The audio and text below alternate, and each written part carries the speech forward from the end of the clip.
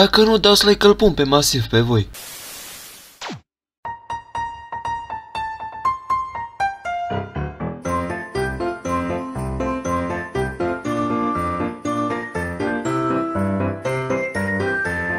Ha, bă, muie. Ce naiba? Și nu te-au prins ăia, mă? Nu m-au prins, bă, că erau doar 2 gabări la datorie. Bă, ăla-i moșu. Păi de-aia nu ne vin nouă cadourile, mă? Uite, moșule, uite ce picior frumos. Iote, iote.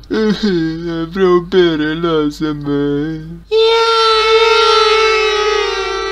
După calculele mele ar fi bine să fugim. Fugi, Sofia, ne dați aș papa. Hai, bă, că ne prinde. Mă rup muia. Bună seara, Hugo Times! Un membru staff s-a accidentat foarte grav lângă plaja Santa Maria Pic. Mai multe detalii veți vedea în câteva momente. Întoarce curul, nu te va durea așa rău, doar îl scot. Nu, lasă că îl scot eu acasă. Bună seara, domnule agent! Ne puteți spune cum s-a întâmplat acest lucru? Păi e o cifuica aia de acolo. Eu vreau să-l prind, el s-a împiedicat de bordură și a căzut cu curul în cui.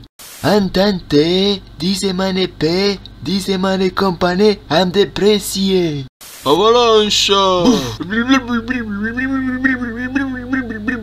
Că n-am zis că prostia doare, nimeni nu m-a crezut. Sărut mâna, părințele! Piu!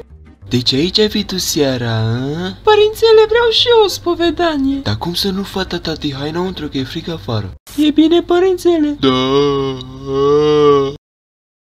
Doamne miluiește! Băi, popă, dar tu vrei bătaie de ajunul Crăciunului? Hai da, băieții!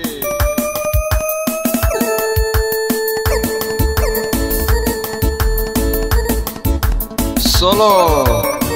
Ce-a băut ăsta? Cred că și el a băut din berea lui End. Cum e, mă, e bună? Ce? Ești bine, mă? Yeah! Vălele! Vino încoace, popă, fă-toți gâtul, mătii! Dau la pompă, dacă fata mai